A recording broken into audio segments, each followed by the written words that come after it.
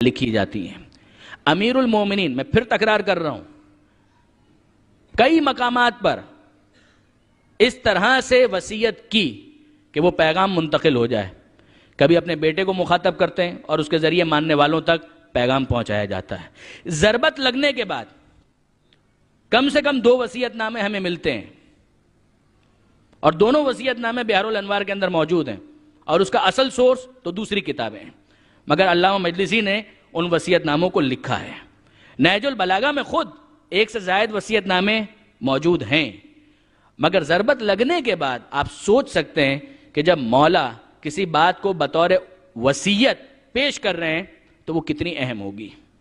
واقعاً وہ بہت اہم ہے، بہت اہم ہے کہ ضربت لگی ہوئی ہے، یعنی اتنا زخمی ہو چکا ہے مولا کہ ازبغ بن نباتہ کے الفاظ آپ کو معلوم ہے نا۔ پھر عرض کر رہا ہوں کہ منزل مصائب سے کچھ دور ہوں، مگر یہ جملہ تو سنی لیجئے کہ ازبغ بن نباتہ جب آئے ہیں، امام حسن نے کہا اے ازبغ، میں نے کہا تھا کہ چلے جاؤ، کہا کہ مولا مگر میرا نفس تنگی کر رہا ہے، میرا دل میرے ہاتھ میں نہیں ہے، میرے قابو میں نہیں ہے، میں ایک نظر مولا کو دیکھنا چاہتا ہوں۔ اور جب وہ دیکھ کر واپس آیا، کسی نے پوچھا کہ تم نے مولا کو کیسا پایا؟ کہا مولا کی پیشانی پر ایک زرد رنگ کی پٹی بندھی ہوئی تھی، خون اتنا بہہ چکا تھا کہ میں سمجھ نہیں پا رہا تھا کہ کس کا رنگ زیادہ زرد ہے، پٹی کا یا پیشانی کا؟ چہرہ زیادہ زرد ہے یا وہ پٹی زیادہ زرد ہے؟ تو میں پہچان نہیں پا رہا تھا۔ ضربت لگنے کے بعد امیر المومنین نے جو وصیت کی نہج البلاغہ کے اندر، آپ جانتے ہیں کہ نہج البلاغہ اس کے 3 حصے ہیں، خطبات، مکتوبات اور پھر کلمات قصار۔ خطبات مولا کی تقاریر، مکتوبات مولا کے لیٹرز جو مولا نے تحریر کروائے۔ یہ وصیت نامہ جو اب میں پڑھنے جا رہا ہوں، یہ مولا نے باقاعدہ لکھوایا ہے کہ اس کو لکھو۔ یہ اتنا امپورٹنٹ ڈاکومنٹ ہے کہ باقاعدہ امیر المومنین نے اس کو لکھوایا۔ نہج البلاغہ میں اس کا نشان ہے 47۔ اور اب فقط مختصر، بہت طولانی وصیت نامہ نہیں ہے، مختصر، مگر ذرا اس پر توجہ کیجئے گا۔ یہ امیر المومنین اپنے ماننے والوں، چاہنے والوں سے چاہ رہے ہیں کہ دیکھو اس پر عمل کرنا۔ مولا فرماتے ہیں، درود بھیجئے محمد و آل محمد۔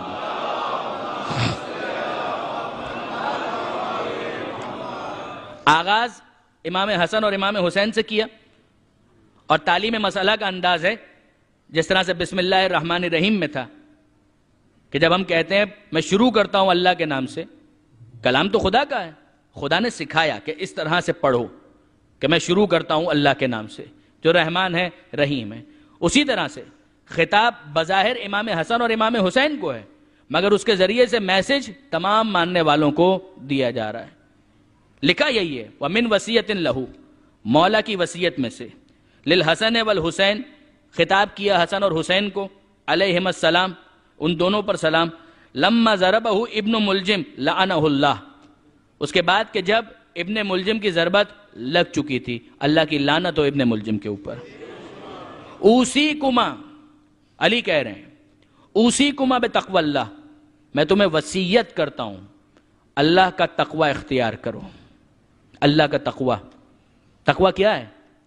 خود نہج البلاغہ میں امیر المومنین نے ایک مثال سے سمجھایا کہ دیکھو، گھوڑے کے اوپر جب تم بیٹھتے ہو تو ایک گھوڑا وہ ہے کہ جس کا کنٹرول تمہارے ہاتھ میں ہے، اور ایک وہ ہے کہ جو تمہارے کنٹرول میں نہیں ہے۔ اگر تمہارے کنٹرول میں ہے تو کیا ہوگا؟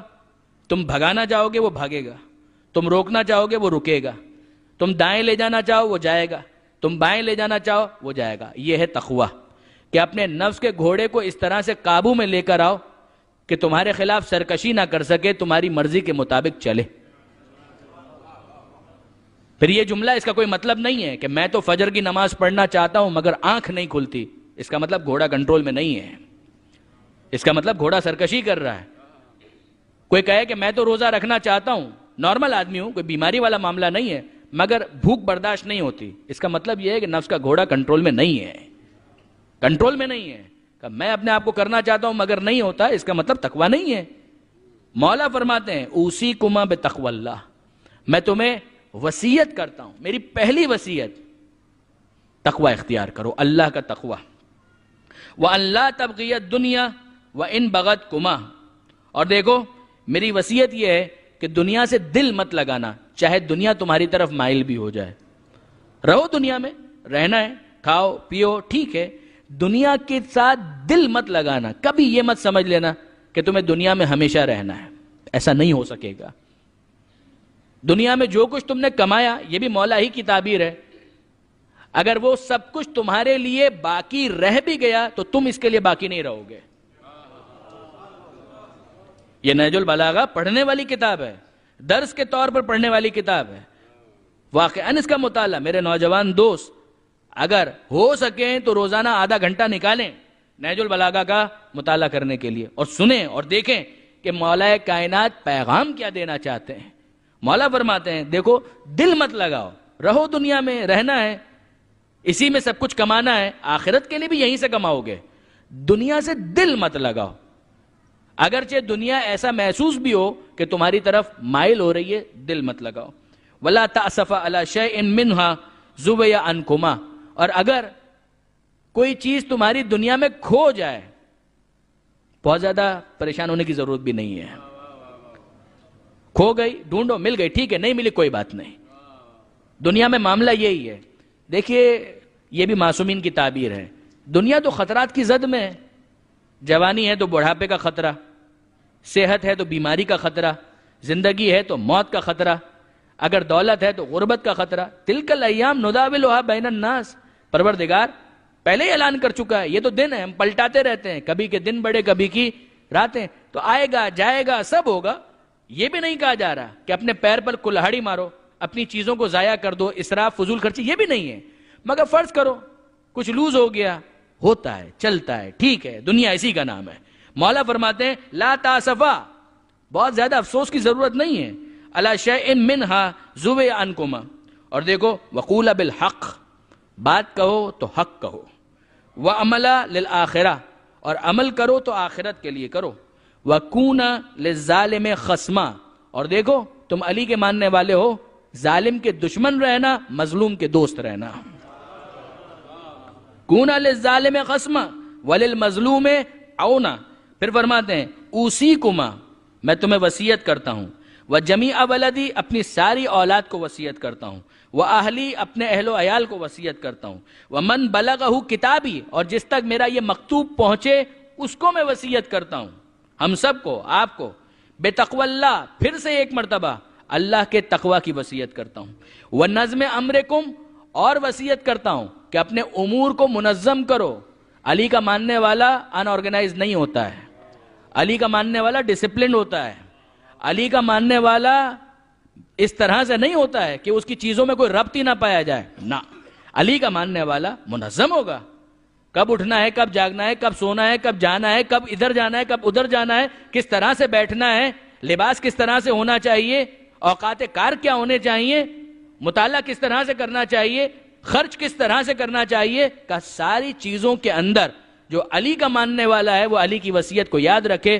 بنظم امرکم، میں تمہیں وصیت کرتا ہوں کہ اپنے امور کو منظم کرو. تم ان آرگنائز نہیں ہو سکتے، انڈسپلنڈ نہیں ہو سکتے اگر علی کے ماننے والے ہو.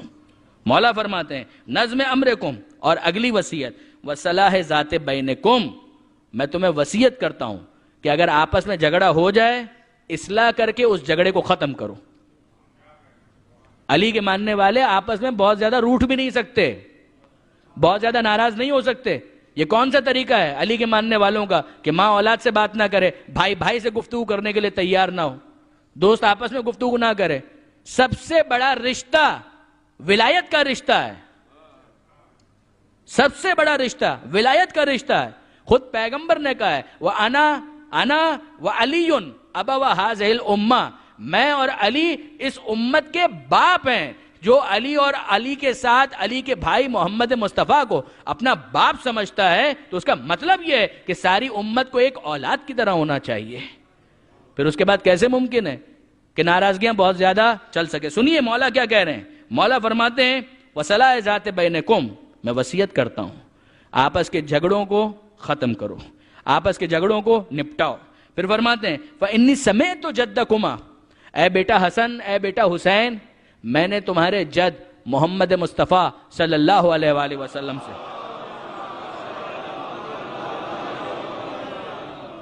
میں نے سنا ہے، خود سنا ہے کہ پیغمبر نے یہ فرمایا کہ صلاح ذات البین، آپس میں جھگڑوں کو ختم کر کے محبت کو پروموٹ کرنا، دوستیوں کو قائم کرنا، ان جھگڑوں کو ختم کرنا، یہ افضل ہے۔ کس سے؟ افضل من عامۃ الصلاۃ والصیام، عام نماز اور روزہ واجب اپنی جگہ پر، مگر جو عام نماز اور روزہ ہے کا اس سے زیادہ افضل یہ ہے کہ جو خاندان میں، رشتہ داروں میں، دوستوں میں جھگڑے ہو جاتے ہیں، اگر ان کو ختم کر دیا جائے تو اس کا ثواب عام نماز اور روزے سے زیادہ۔ کس نے بتایا ہے؟ خود پیغمبر اکرم نے بتایا ہے۔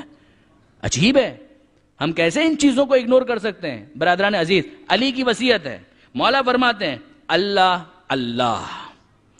اب یہ انداز امیر المومنین کا آخر تک چلے گا، اللہ اللہ، ڈرتے رہو اللہ سے، ڈرتے رہو اللہ سے۔ فی الایتام، یتیموں کے بارے میں ڈرتے رہو، جس کے سر سے اس کے باپ کا سایہ اٹھ گیا ہے اور وہ نابالغ ہے، ڈرتے رہو یتیموں کے بارے میں۔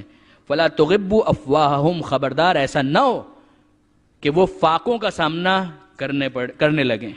ولا یضیعوا بحضرتکم، اور تمہارے سامنے وہ یتیم ضائع ہو جائیں، ڈرتے رہو اللہ سے۔ دیکھیے برادران عزیز، وقت بہت تیزی کے ساتھ جا رہا ہے، مگر دو جملے سن لیں۔ عجیب ایک جملہ امیر المومنین کے بارے میں لکھا ہے کہ یتیموں کے ساتھ اس طرح سے سلوک کرتے تھے کہ جو عام بچے تھے وہ ان کے ساتھ رشک سے ان کو دیکھا کرتے تھے کہ ہمارے ماں باپ ہیں، خدا ان کا سایہ سلامت رکھے، مگر ان یتیموں کی قسمت کتنی اچھی ہے کہ امیر المومنین باپ کی طرح سے ان یتیموں کے سر پر دست شفقت رکھتے ہیں۔ عجیب ہے، مگر یا امیر المومنین، یتیموں کے ساتھ اس طرح سے سلوک کرنے کے باوجود بھی آپ کے حسین کی یتیمہ کے ساتھ اس دنیا نے کیا کیا ہے؟ عجیب ہے، عجیب ہے، واقعاً عجیب ہے۔ میں اس وصیت نامے کو مکمل کرنا چاہتا ہوں برادران عزیز، تھوڑا تحمل کیجئے گا، مگر واقعاً غور طلب ہے۔ مولا کہتے ہیں کہ خبردار دیکھو یتیموں کے منہ فاقوں کا سامنا نہ کریں، ایسا نہ ہو کہ تمہاری موجودگی میں وہ ضائع ہو جائیں۔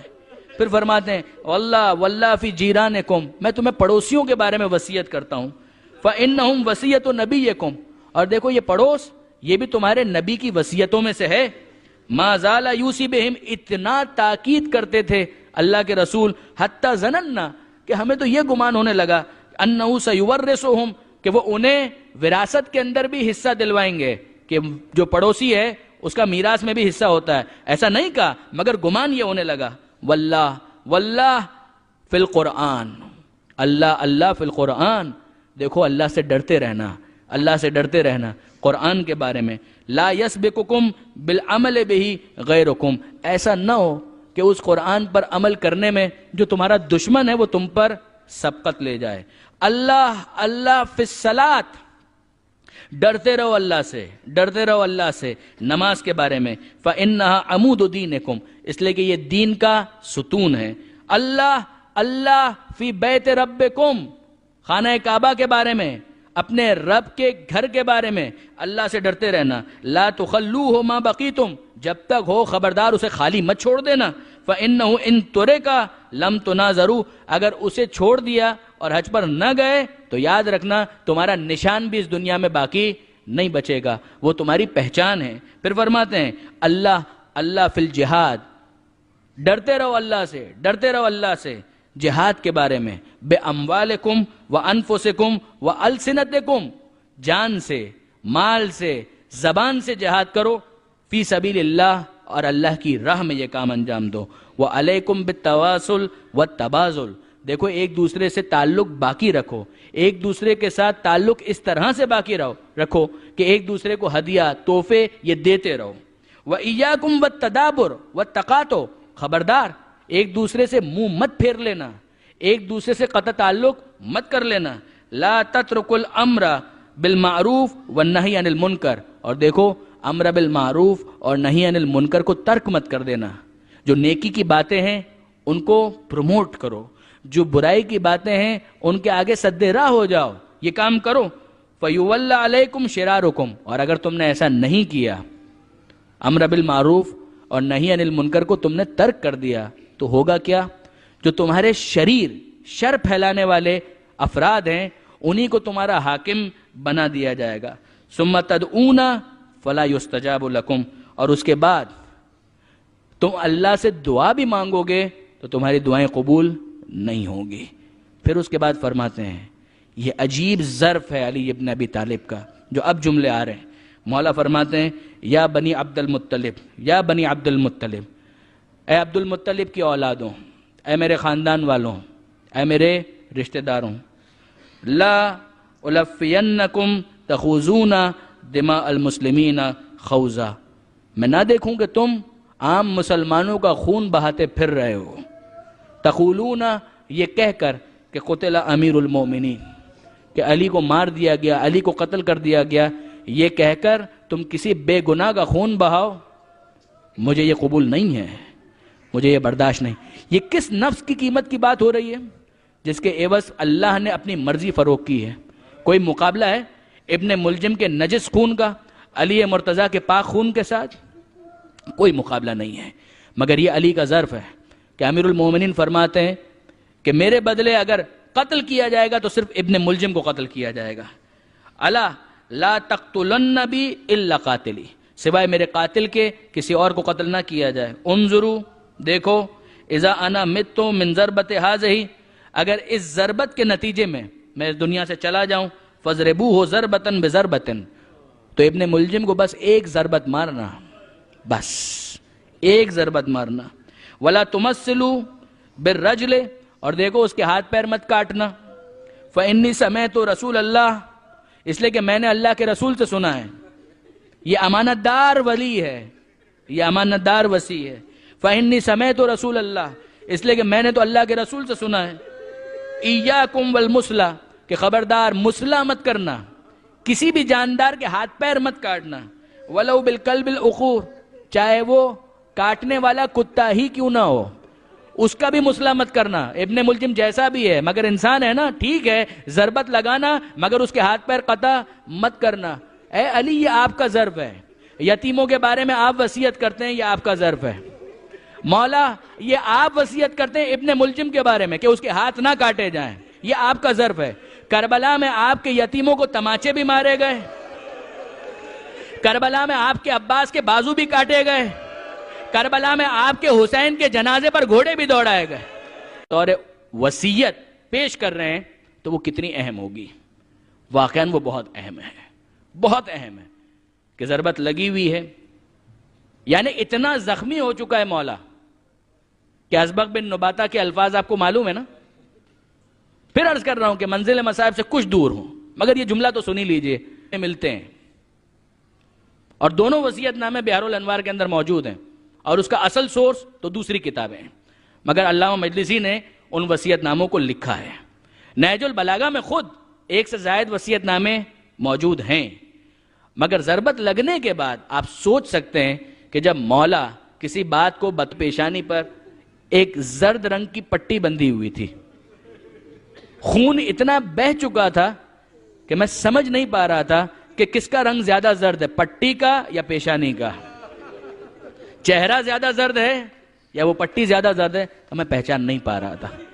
ضربت لگنے کے بعد امیر المومنین لکھی جاتی ہیں. امیر المومنین، میں پھر تکرار کر رہا ہوں، کئی مقامات پر اس طرح سے وصیت کی کہ وہ پیغام منتقل ہو جائے.